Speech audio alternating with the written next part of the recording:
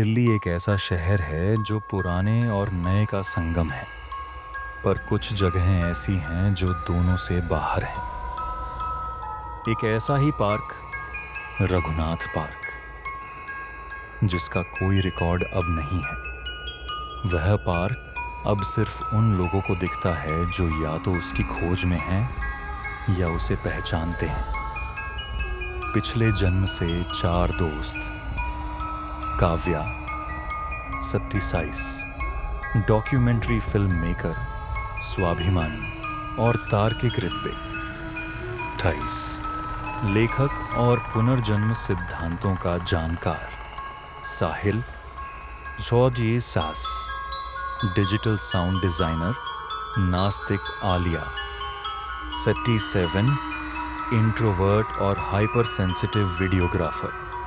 इन चारों ने मिलकर एक ऑनलाइन हॉरर डॉक्यूमेंट्री चैनल शुरू किया, the forgotten files of Delhi. जब उन्हें करोल बाग के पास एक भिखारी से रघुनाथ पार्क का जिक्र मिला, एक ऐसा नाम जो गूगल मैप्स पर भी नहीं था, तभी उनका अगला एपिसोड तय हो गया।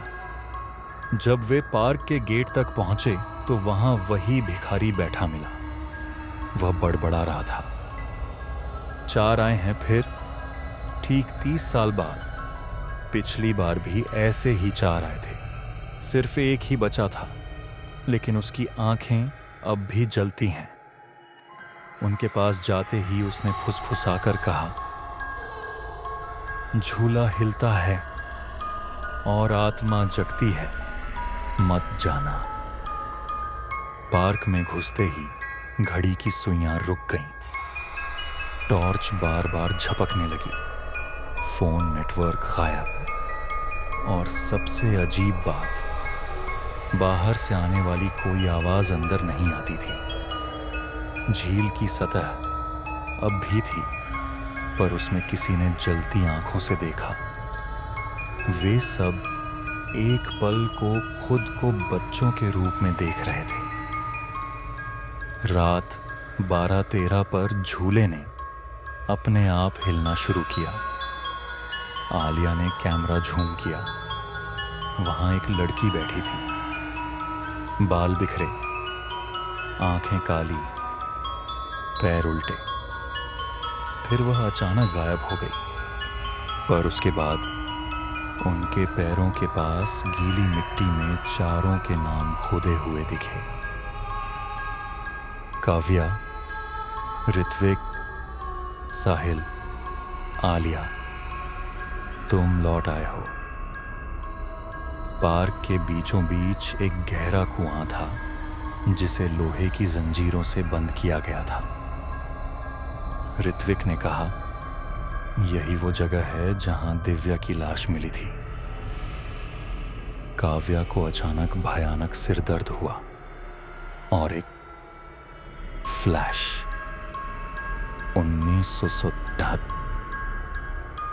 दिव्या चिल्ला रही थी, कोई उसे मार रहा था। 4 चेहरे दिखे, उनमें से एक बिल्कुल साहिल जैसा था, एक काव्या जैसी आवाज में कह रहा था, अब सब कुछ हमारे पास है, उसे हटाओ। वे सब सुरंग में उतरते हैं और उन्हें एक दीवार मिलती है। उस पर लिखा है, यह चक्र जारी है, हर 30वें साल आत्मा लौटती है और जो पिछले जन्म में अधूरा छोड़ा गया था उसे पूरा करती है। नीचे 4 ताबूत, हर ताबूत में उनके चेहरे वाले चित्र। अब उन्हें यकीन हो गया, वे पहले भी इसी पार्क में थे, लेकिन इस बार क्यों? एक कोने में एक लोहे का बॉक्स मिला जिसमें दिव्या की डायरी थी। मैं रघुनाथ पार्क की आखिरी रक्षक हूं। मुझे पता था वे मुझे मारेंगे। मैंने वो सब देखा जो नहीं देखना चाहिए था। एक तांत्रिक अनुष्ठान जिसमें इंसानी बलि दी जाती थी, और मैं अग्नि थी। उन चारों ने मुझे मिटाने की कोशिश की, लेकिन मौत मेरा अंत नहीं थी।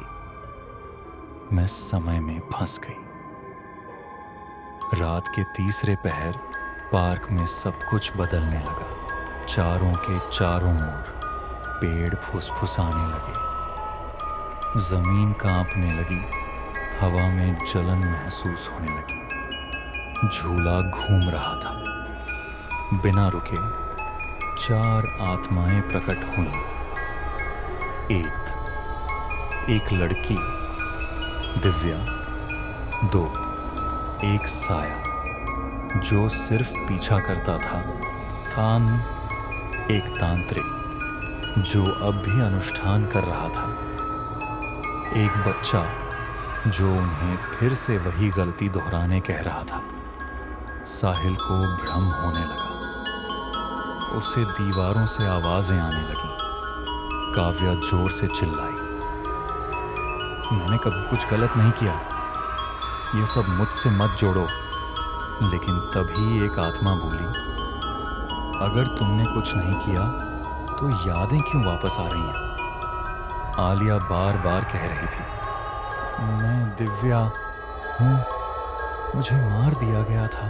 दिव्या की आत्मा उनके पास आई और बोली, एक रास्ता है इस चक्र को तोड़ने का, लेकिन इसके लिए तुम्हें सब कुछ स्वीकारना होगा, फिर से वही सहना होगा और मुझसे माफी मांगनी होगी सच्चे दिल से।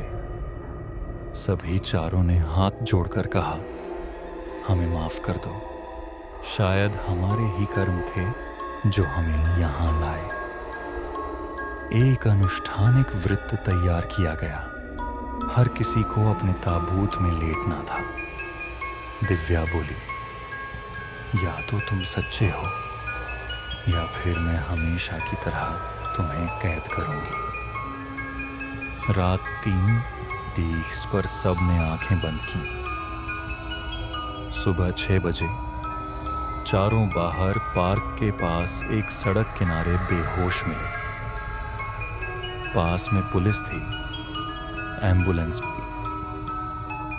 काव्या की डॉक्यूमेंट्री रिकॉर्डिंग अब भी चल रही थी, लेकिन वीडियो में एक फ्रेम बार बार आया जिसमें झूले पर दिव्या बैठी थी और एक लाइन कह रही थी, अगली बार ये तुम नहीं होगे, कोई और आएगा, लेकिन कहानी फिर दोहराई जाएगी। अब द फॉरगॉटन फाइल्स चैनल पर वह डॉक्यूमेंट्री वायरल है। जो लोग उसे 3:33 बजे देखते हैं, उनके फोन में अजीब नोटिफिकेशन आता है, अब तुम्हारी बारी है। क्या तुम तैयार हो रघुनाथ पार्क के लिए?